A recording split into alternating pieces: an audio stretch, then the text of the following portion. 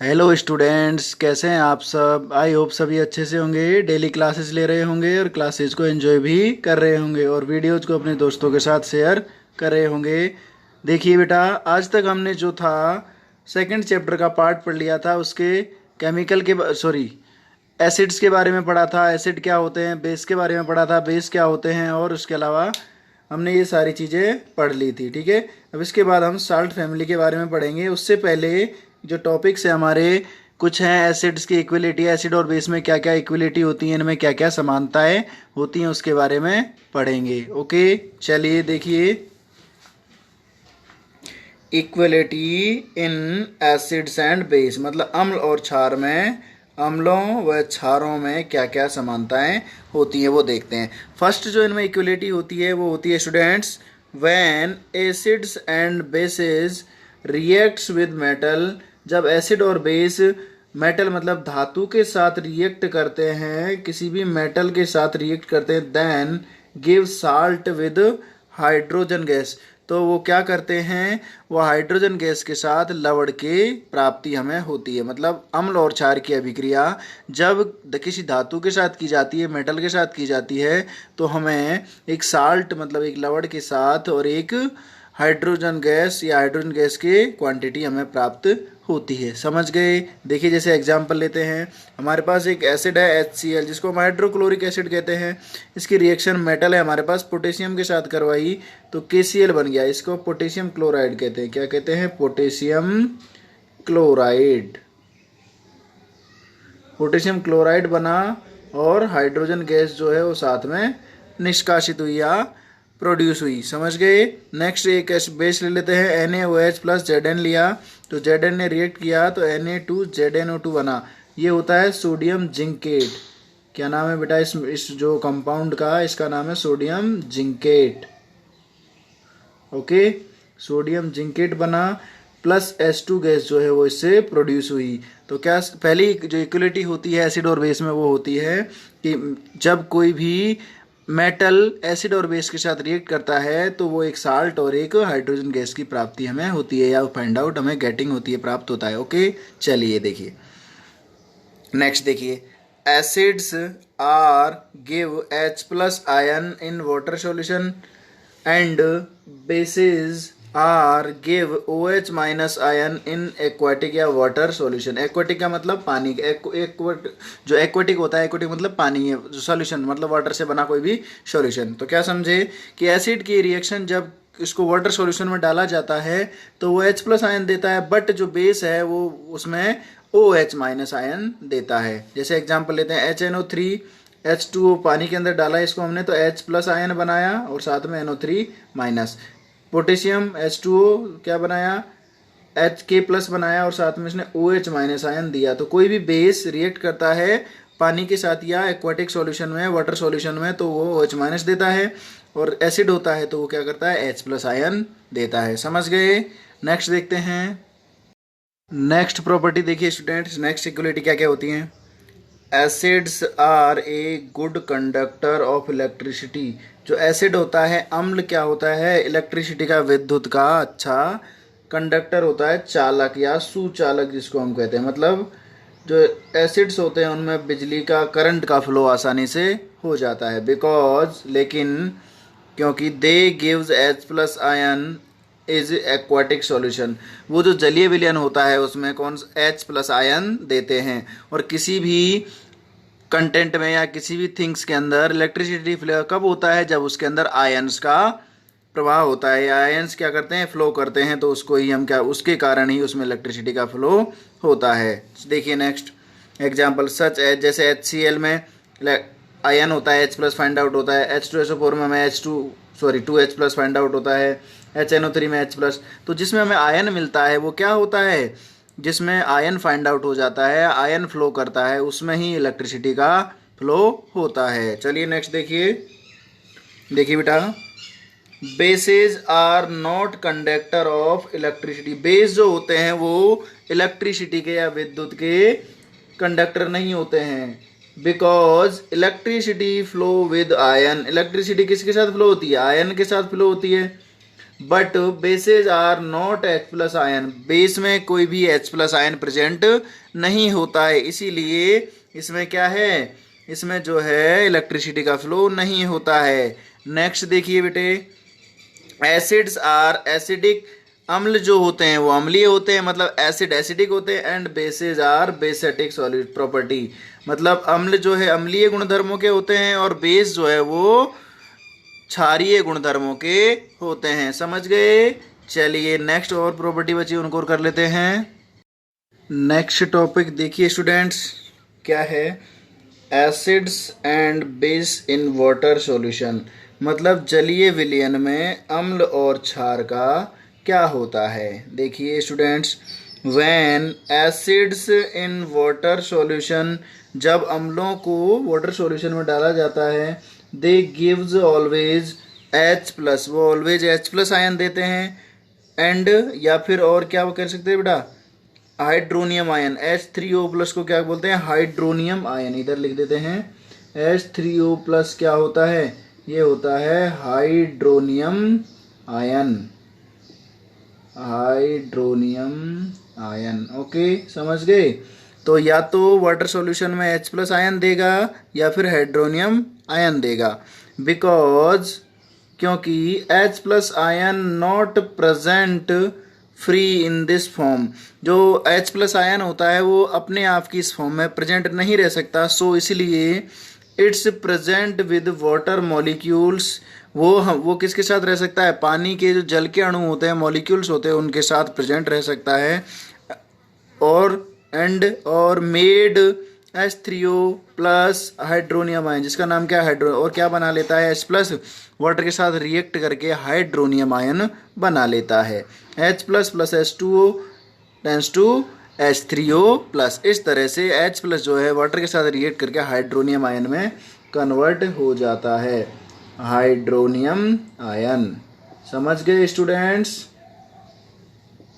तो इस तरह से जो एसिड्स हैं वो वाटर सॉल्यूशन में क्या करते हैं, हाइड्रोनियम आयन बना लेते हैं। सेकंड देखिए, bases are give OH minus in water solution, base जो है वाटर सॉल्यूशन में OH माइनस आयन देते हैं, but all bases are not water soluble, सारे के सारे बेस जो होते हैं वो वाटर सोल्यूबल नहीं होते हैं, कुछ ही बेस होते हैं जो वाटर सोल्यूबल होते हैं, बाकी सारे वाटर में नहीं सोल्यूबल होते। जैसे KOH हो गया, ये भी वाटर सोल्यूबल है, इसके अलावा NaOH हो गया, ये भी वाटर सोल्यूबल है। इस तरह से कुछ ही बेसेज होते हैं जो वाटर में सोल्यूबल हैं, बाकी बेसेज वाटर में सोल्यूबल नहीं होते हैं। ओके स्टूडेंट्स, समझ गए?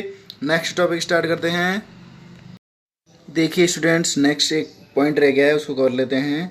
Those bases whose are melt in water solution, मतलब वे क्षार जो पानी में आसानी से मिल जाते हैं, मेल्ट हो जाते, घुल जाते हैं, इट्स कॉल्ड बेस, उनको ही हम बेस कहते हैं। जो पानी में आसानी से घुल जाते हैं उनको हम बेस बोलते हैं, और जो पानी में नहीं घुलते उनको सारक कहते हैं। क्या कहते हैं बेटा? सारक। क्या कहते हैं? सारक कहते हैं। समझ गए? सारे के सारे सोल्यूबल, लास्ट में पढ़ा था मैंने, सारे के सारे जो होते हैं सोल्यूबल नहीं होते, लेकिन कुछ होते हैं जो सोल्यूबल होते हैं, उन्हें हम सार कहते हैं या क्षार कहते हैं, बेस कहते हैं। अब नेक्स्ट टॉपिक देखिए बेटा, न्यूट्रलाइजेशन रिएक्शन। न्यूट्रलाइजेशन रिएक्शन या उदासीनीकरण अभिक्रिया, इसको हिंदी में कहते हैं। क्या कहते हैं? उदासीनीकरण अभिक्रिया। देखिए, when acids and bases are reacts each other, जब एसिड और बेस एक दूसरे के साथ रिएक्ट करते हैं, they are neutralise each other, तो वो एक दूसरे को क्या करते हैं? न्यूट्रलाइज कर देते हैं, मतलब न्यूट्रल कर देते हैं, उदासीन कर देते हैं। क्या कर देते हैं? उदासीन। And give a salt with water, और साल्ट के साथ हमें वाटर प्राप्त होता है, जल प्राप्त होता है। इट्स कॉल्ड न्यूट्रलाइजेशन रिएक्शन, इसे ही हम न्यूट्रलाइजेशन अभिक्रिया या फिर उदासीनीकरण अभिक्रिया कहते हैं। मतलब जब अम्ल और क्षार आपस में अभिक्रिया करते हैं तो ये एक दूसरे को क्या कर देते हैं? बैलेंस कर देते हैं, उदासीन बना देते हैं, और इसी को, और साथ में लवण के साथ हमें जल की प्राप्ति होती है, इसे ही हम उदासीनीकरण अभिक्रिया कहते हैं। देखिए, acids react with base then find salt and water. HCl हमारे पास एसिड है, बेस NaOH है, इसके रिएक्ट करवाया तो NaCl साल्ट मिला, और H2O साथ में वाटर के रूप में मिला। H2SO4 एसिड है, ये KOH हमारा साल्ट, सॉरी बेस है, इसकी रिएक्शन करवाई तो ये हमें एक सल्फेट मिला, मतलब एक साल्ट मिला, और साथ ही साथ H2O पानी के हमें वो जो सॉल्यूशंस है या क्रिस्टल हैं जो भी मॉलिक्यूल प्राप्त हुए। समझ गए? तो इसको बोलते हैं न्यूट्रलाइजेशन रिएक्शन। ठीक है, जब एसिड और बेस रिएक्ट करते हैं तो एक दूसरे को न्यूट्रल कर देते हैं, इसे ही हम न्यूट्रलाइजेशन रिएक्शन कहते हैं। इसीलिए कभी भी जैसे हमारे पेट में गड़बड़ हो जाती है, हमें खट्टी डकारें वगैरह आने लग जाती है, तो हम क्या करते हैं, इनो वगैरह का इस्तेमाल करते हैं। तो वो क्यों करते हैं? क्योंकि बेटा हमारे बॉडी में HCl का जो pH लेवल होता है, HCl का वैल्यू बढ़ जाता है, उसको न्यूट्रल करने के लिए हम जो इनो होता है, जो एक बेस होता है, क्षार होता है, उसमें सोडा होता है, उसको हम बॉडी के अंदर इंजेक्ट करते हैं, जिससे क्या होता है, हमें जो है आराम मिल जाता है। कि स्टूडेंट्स नेक्स्ट टॉपिक हमारा डाइल्यूशन, या फिर इसको हम बोलते हैं हिंदी में तनुकरण कहते हैं। क्या कहते हैं स्टूडेंट्स? तनुकरण। इसकी डेफिनेशन देखिए, when we melt acids and bases in water, जब हम अम्ल और क्षार को, एसिड और बेस को वाटर के अंदर मिलाते हैं, देन तब कंसंट्रेशन ऑफ आयन H+ और H3O+, मतलब H+ आयन या हाइड्रोनियम आयन की कंसंट्रेशन जो सांद्रता होती है, इसको बोलते हैं स्टूडेंट्स सांद्रता। सांद्रता होती है आर लो, कम हो जाती है, इन पर यूनिट वॉल्यूम, मतलब सॉल्यूशन जो होता है उसके पर यूनिट वॉल्यूम में इसकी जो कंसंट्रेशन होती है, सांद्रता होती है, वो कम हो जाता है, कम हो जाती है। This process are called dilution, और इसी प्रोसेस को हम क्या बोलते हैं? डाइल्यूशन कहते हैं, या फिर तनुकरण कहते हैं। समझ गए स्टूडेंट्स? मतलब किसी भी एसिड और बेस को पानी के अंदर धीरे धीरे मेल्ट किया जाता है, तो धीरे धीरे वो कड़क होने लग जाता है, मतलब वो थोड़ा गाढ़ा होने लग जाता है। इसी को क्या कहते हैं? डाइल्यूशन या फिर तनुकरण कहते हैं। देखिए, acids and base are dilute, और एसिड और बेस जो होते हैं, अम्ल और क्षार, वो क्या होते हैं? डाइल्यूट होते हैं, मतलब तनुकृत होते हैं। इनको यदि वाटर पानी के अंदर मिलाएं तो धीरे धीरे वाटर सॉल्यूशन गाढ़ा हो जाता है। ओके, समझ गए? चलो आगे देखिए, नेक्स्ट है पीएच स्केल। पीएच स्केल को बोलते हैं पावर ऑफ हाइड्रोजन, मतलब पावर मतलब यहाँ पर है शक्ति, जिसको बोलते हैं शक्ति। ओके, हाइड्रोजन, हाइड्रोजन से मतलब है, समझ गए? तो इट इज ए स्केल, ये एक स्केल है, मतलब पैमाना है, वी यूज, जिसका यूज करते हैं for presence of H+ ion concentration in any solution. ये एक इस तरह का स्केल है जिसका प्रयोग हम किसी भी विलयन में उपस्थित H+ आयन की कंसंट्रेशन, सांद्रता, क्या होता है? सांद्रता, अभी ऊपर देखा था, किसी भी H+ आयन की सांद्रता जो कंसंट्रेशन होती है वो फाइंड आउट करने के लिए करते हैं। मतलब किसी सॉल्यूशन में कितने H+ आयन प्रेजेंट हैं, कितने प्रेजेंट नहीं है, उसकी जांच करने के लिए एक स्केल डेवलप किया गया जिसको हम पीएच स्केल के नाम से जानते हैं। समझ गए स्टूडेंट्स? तो इस तरह से पीएच स्केल होता है एक ऐसा स्केल जिसका यूज हम H+ आयन की सांद्रता को ज्ञात करने के लिए करते हैं किसी भी सॉल्यूशन में, उसे हम पीएच स्केल कहते हैं। देखिए, वेयर, जहाँ पीएच में पी का मतलब होता है पोसांस। पोसांस है बेटा, ये पोसांस जो होता है ये जर्मन लैंग्वेज का वर्ड है। किसका लैंग्वेज है? जर्मन लैंग्वेज का वर्ड है, जिसका अर्थ होता है हिंदी में पावर, शक्ति कहते हैं, जिसे हम क्या कहते हैं? शक्ति। और H, हाइड्रोजन सभी जानते हैं, H मीन्स होता है हाइड्रोजन, मतलब हाइड्रोजन की जो शक्ति होती है, मतलब number of hydrogen ion, hydrogen ion जितने कम होंगे उतना लो जो हो जाएगा, क्या? लो H+ कम है तो लो जो एसिड हो जाएगा, और यदि हाई H+ आयन दे रहा है तो स्ट्रॉन्ग एसिड, और कम दे रहा है तो वीक एसिड। इस तरह से हम इसको समझेंगे। नेक्स्ट देख दो, इसके अकॉर्डिंग हम जो है एसिड और बेस के टाइप्स भी पढ़ेंगे। पहले पीएच स्केल होता कैसा है उसका डायग्राम देख लेते हैं, उसके बाद हम types of acid and base पढ़ेंगे।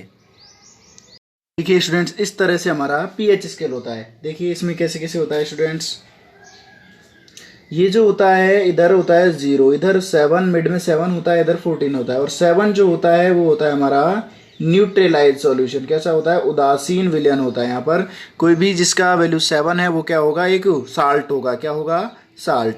ठीक है, इसी प्रकार देखो, इधर जैसे 7 से इधर की तरफ जाओगे तो यहाँ H प्लस आयन इंक्रीज होता है, मतलब जो एसिडिक प्रॉपर्टी है वो इंक्रीज होती है, तो इंक्रीज एसिडिक प्रॉपर्टी, तो जो एसिड है अम्लीयता है वो इधर की तरफ बढ़ती है। मतलब 7 से 0 की तरफ जाएंगे तो अम्ल कैसे रहेंगे, प्रबल अम्ल हो जाएंगे, और 0 से 7 की तरफ आएंगे तो अम्लीयता धीरे धीरे घटती हुई चली जाती है, और 7 से 0 की तरफ जाएंगे तो अम्लीयता धीरे धीरे बढ़ती हुई चली जाती है।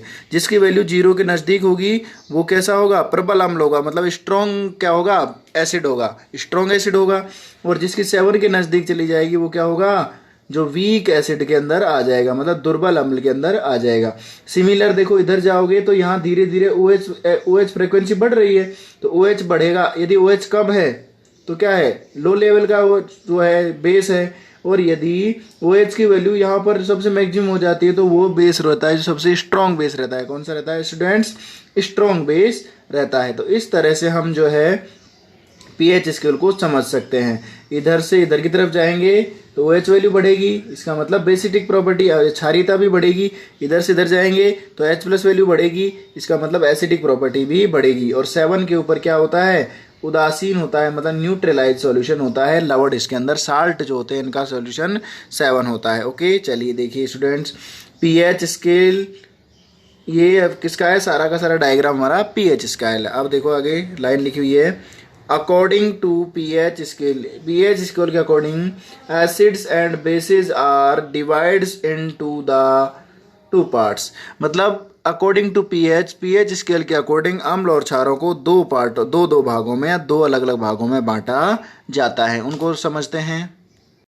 देखिए स्टूडेंट्स, टाइप्स ऑफ एसिड जो है pH स्केल के अकॉर्डिंग 2 टाइप्स डिवाइड होते हैं, स्ट्रॉन्ग एसिड और वीक एसिड। ओके, इसको हम बोलते हैं प्रबल अम्ल और इसको बोलते हैं दुर्बल अम्ल। ओके देखिए, pH वैल्यू आर नियर 0, जिनकी pH वैल्यू 0 के नियर बाई होती है, 0 के नज़दीक होती है, वो क्या होते हैं, स्ट्रॉन्ग एसिड होते हैं। प्रोड्यूस मिन मैक्सिमम H प्लस आयन, जो ज़्यादा से ज़्यादा H प्लस आयन प्रोड्यूस करते हैं। हाई एसिडिक प्रॉपर्टी, और जिनकी प्रॉपर्टी क्या होती है, बहुत ज़्यादा अम्लीय होती है। एग्जाम्पल देखिए, HCl हाइड्रोक्लोरिक एसिड हो गया, H2SO4 सल्फ्यूरिक अम्ल हो गया, ओके, HNO3 नाइट्रिक एसिड हो गया। और वीक जो एसिड्स होते हैं उनके देखिए pH value are at near by 7, मतलब pH वैल्यू इनकी जो होती है वो 7 के नज़दीक होती है, मतलब 0 से दूर की तरफ जाती है। ओके, इसलिए इनका वीक एसिड कहते हैं। Produce minimum H plus ion, ये कम से कम बहुत कम मात्रा में H प्लस आयन प्रोड्यूस करते हैं। लो एसिडिक प्रॉपर्टी, इनकी जो अम्लीयता होती है वो बहुत कम होती है, बहुत कमज़ोर प्रकार के अम्लीय होते हैं। एग्जाम्पल CH3COOH, ये इसको बोलते हैं एसिटिक अम्ल, एसिटिक अम्ल। ओके, जो एसिटिक अम्ल होता है इसका लगभग 1-2 ही एग्जाम्पल होते हैं। जो वीक एसिड होता है वो कौन सा होता है, एसिटिक एसिड। और भी बहुत सारे होते हैं, टार्ट्रिक एसिड हो गया, जामुन के अंदर सिरका वगैरह में जो भी एसिड आता है वो सारे क्या होते हैं, वीक एसिड्स होते हैं, जो हमारी बॉडी के लिए हार्मफुल नहीं होते हैं। लेकिन जो स्ट्रॉन्ग एसिड्स होते हैं वो हमारी बॉडी के लिए हार्मफुल होते हैं, इसलिए हमें इनको कभी भी टच नहीं करना चाहिए। ओके स्टूडेंट्स, इसी प्रकार टाइप्स ऑफ बेसिस देखते हैं। देखिए स्टूडेंट्स, सिमिलर जो है बेस भी 2 टाइप्स के रहते हैं, स्ट्रॉन्ग बेस और वीक बेस। ओके, इसमें देखिए क्या होता है, pH वैल्यू आर नियर 14, जिनकी pH वैल्यू 14 के नज़दीक होती है, मतलब 14 के जिनकी वैल्यू नज़दीक होती है, 14 की तरफ अग्रसर होती है, वो सारे प्रबल क्षार होते हैं। कौन से क्षार होते हैं, प्रबल क्षार उनको हम कहते हैं। ओके चलिए, produce maximum OH minus ion, जो ज़्यादा से ज़्यादा मात्रा में OH माइनस आयन प्रोड्यूस करते हैं वो स्ट्रॉन्ग बेस होते हैं। हाई बेसिटिक प्रॉपर्टी, जिनकी प्रॉपर्टी कैसी होती है, बहुत ज़्यादा क्षारीय होती है, वो होते हैं स्ट्रॉन्ग बेस या प्रबल क्षार। Example NaOH sodium hydroxide, calcium hydroxide, magnesium hydroxide, जिसको हम मिल्क ऑफ मैग्नीशिया भी कहते हैं। इस तरह से ये जो हैं स्ट्रॉन्ग बेस होते हैं। सिमिलर देखिए, वीक बेस को हम दुर्बल क्षार कहते हैं। क्या कहते हैं स्टूडेंट्स, दुर्बल क्षार कहते हैं। देखिए इसमें क्या होता है, pH value are near 7, pH value 7 के नियर बाई होती है, 14 से मतलब लो लेवल की तरफ आती है, कम। इसमें क्या होता है, प्रोड्यूस मिनिमम OH माइनस, जो कम से कम मात्रा में OH माइनस प्रोड्यूस करते हैं। लो बेसिटिक प्रॉपर्टी, जिनकी जो प्रॉपर्टी होती है वो बहुत कम क्षारीय होती है, बहुत कम बेसिटिक होती है, वो क्या होते हैं, वीक बेस होते हैं या दुर्बल क्षार होते हैं। एग्जाम्पल KOH पोटेशियम हाइड्रोक्साइड हो गया। इसी तरह से जो बेस होते हैं वो बहुत कम होते हैं, जो क्या होते हैं कमज़ोर होते हैं। बाकी सारे बेसेज बेटा स्ट्रॉन्ग बेस होते हैं जो हमारी बॉडी के लिए हार्मफुल रहते हैं। समझ गए स्टूडेंट्स? तो इस तरह से ये कंप्लीट हो गया। इसके अलावा इनके कुछ हमारी जो डेली लाइफ है उसमें कुछ चीज़ें हम यूज में लेते हैं, उनके बारे में और पढ़ेंगे। देखिए स्टूडेंट्स, कुछ सॉल्यूशंस का pH वैल्यू देख लेते हैं। मिल्क का जो दूध होता है उसका pH वैल्यू 6.4 होता है। लेमन जूस जो होता है, नींबू का रस जिसको कहते हैं, 2.5 या 2.2 होता है। प्योर वाटर जिसको हम शुद्ध जल कहते हैं, अशुद्ध जल या आश्रित जल भी कहते हैं, उसका 7 होता है। Milk of magnesia MgOH2, milk of magnesia उसका होता है 10। ठीक है, ओके। नेक्स्ट देखिए बेटा, सोडियम हाइड्रोक्साइड का होता है 14। कैरेट जूस, गाजर के जूस का होता है 5.6। टोमेटो जूस जो टमाटर का रस होता है उसका 4.0 से 4.4 तक होता है। टैप वाटर जो नल का जल होता है, हमारे नलों में जो पानी आता है उसका जो pH लेवल 6.5 से 8.5 तक होता है। और ब्लड, हमारी बॉडी में जो ब्लड होता है उसका pH वैल्यू 7.4 होता है। नेक्स्ट देखिए, रेन वाटर वर्षा का जो जल होता है उसका 5.6 होता है। NaCl जो साल्ट होता है नमक, उसका 7 होता है। ह्यूमन बॉडी मतलब मानव के शरीर का 7.0 से 7.8 तक पर रहता है। ह्यूमन माउथ, हमारे मुख का जो है 5.5 रहता है। टॉयलेट जो होता है मूत्र, उसका 6 होता है। सी वाटर समुद्र का पानी जो होता है उसका 8 होता है। सॉइल जो मिट्टी होती है उसका 7.2 होता है। कर्ड जो दही होता है उसका 4.5 या से 5.5 के बीच का होता है। समझ गए स्टूडेंट्स? तो ये कुछ pHs हैं जो आपको लर्न करने हैं। ठीक है, इसके अलावा कुछ और इम्पोर्टेंट लाइन्स हैं, उनको कंप्लीट करेंगे, फिर कल हम साल्ट फैमिली के बारे में पढ़ेंगे। ओके स्टूडेंट्स, कुछ इंपॉर्टेंट पॉइंट्स हैं, इनको और पढ़ लेते हैं। देखिए फर्स्ट पॉइंट है, human body pH level is 7.0 to 7.8। जो ह्यूमन बॉडी होती है, मानव शरीर का pH लेवल 7.0 से 7.8 तक होता है। सो एनी, इसलिए एनी क्रिएचर, कोई भी प्राणी, lives in there pH level, तो वो जो भी जानवर होता है, जो भी एनिमल होता है, वो अपने अपने pH के अंदर अपना जीवन यापन करता है। अब नेक्स्ट है बेटा, एसिडिक रेन, अम्लीय वर्षा। क्या है? अम्लीय वर्षा। देखिए इसकी डेफिनेशन क्या होगी, when rain water pH level are down to 5.6। जब जो वर्षा का जल होता है उसका pH लेवल 5.6 से कम हो जाता है, then it's called acidic rain. तो इसे ही हम अम्लीय वर्षा कहते हैं। मतलब जब वर्षा के जल का pH मान 5.6 से कम हो जाता है तो वह अम्लीय वर्षा कहलाती है। क्या होता है इससे? This is harmful for crops, ये फसलों के लिए नुकसान करती है। क्रॉप मीन्स होता है फसल, ये फसलों के लिए नुकसानदायक रहती है। स्मॉल क्रिएचर्स, क्रिएचर्स मतलब होता है प्राणी, छोटे छोटे प्राणियों के लिए नुकसान करती है। एंड वाटर लिविंग एनिमल्स, और पानी में रहने वाले सभी जीवधारियों के लिए क्या करती है? ये नुकसान करती है। नेक्स्ट देखिए बेटा, HCl present in human body. HCl जो है मानव के शरीर में प्रेजेंट रहता है। HCl डाइजेस्ट आवर फूड, और HCl हमारे फूड को डाइजेस्ट करता है विदाउट हार्मनेस, बिना किसी नुकसान पहुंचाए। इफ यदि HCl level increased in our body, यदि हमारी बॉडी में HCl का लेवल इंक्रीज हो जाए, then we feel pain and irritation, तो हमें पेन मतलब दर्द होने लगता है और जलन का अनुभव होता है। तो इससे बचने के लिए क्या सॉल्यूशन करते हैं वो हम देखते हैं। देखिए स्टूडेंट्स, यदि हमारे बॉडी में जब HCl लेवल बढ़ जाता है, HCl की मात्रा बढ़ जाती है, तो उससे बचने के लिए क्या करना चाहिए? वी यूज़ एंटी एसिड्स, हमें एंटी एसिड का यूज करना चाहिए फॉर न्यूट्रलाइज, उदासीन करने के लिए और एसिडिक pH लेवल, हमारे शरीर के pH लेवल को जो अम्लीय प्रकृति है उसको कंट्रोल करने के लिए हमें एंटी एसिड्स का मतलब अम्ल के प्रतिरोधी क्या होते हैं? क्षार होते हैं, उनका यूज करना चाहिए, मतलब बेस का यूज करना चाहिए। And use milk of magnesia, milk of magnesium का यूज कर सकते हो, इनो का यूज कर सकते हो, एंड अदर वीक बेस, कोई भी दुर्बल क्षारक का यूज करके हम हमारे बॉडी का pH लेवल कंट्रोल कर सकते हैं या अम्लीयता कम कर सकते हैं। नेक्स्ट देखिए बेटा, टीथ डेकॉय, टीथ डेकॉय मतलब दंत क्षय, इसको हम कहते हैं, दांतों का खराब होना। When our mouth pH level are down to 5.5, जब हमारे मुंह का pH लेवल 5.5 से कम हो जाता है, देन स्टार्ट आवर टीथ डेकॉय, तो हमारे दांतों का खराब होना प्रारंभ हो जाता है या दंत क्षय स्टार्ट हो जाता है।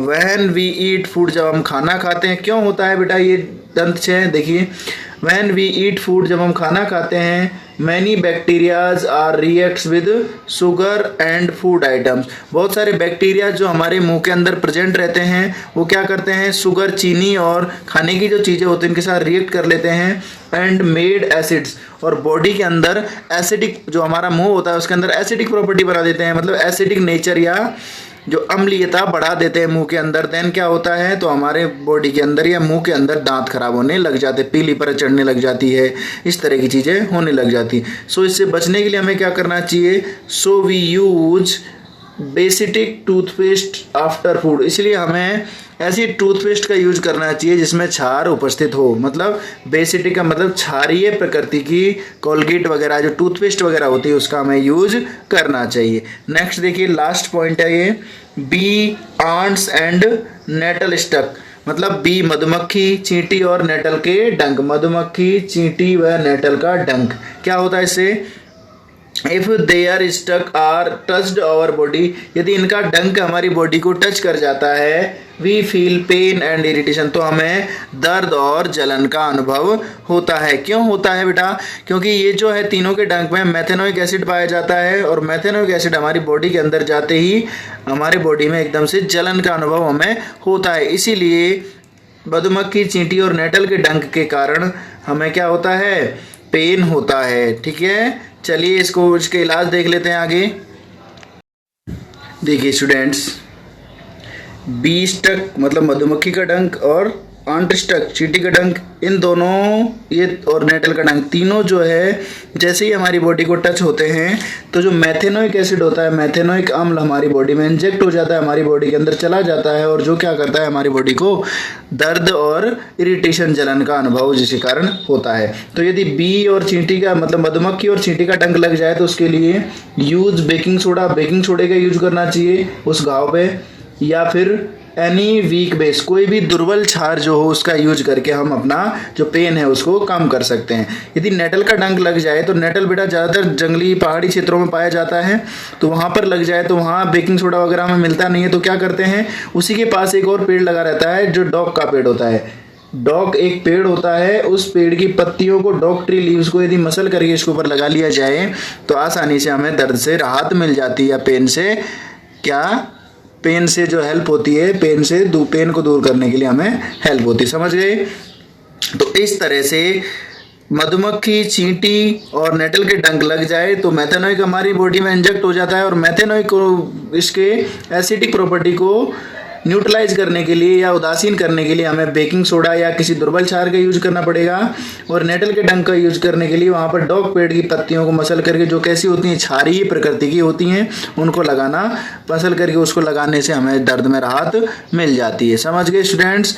अब जो वीडियो है इसको पूरा देखोगे, पूरा कंप्लीट वीडियो देखने के लिए आप सभी का धन्यवाद, और ध्यानपूर्वक पढ़ोगे, इसके नोट्स बनाओगे, और कल जो है हम साल्ट फैमिली के बारे में पढ़ेंगे।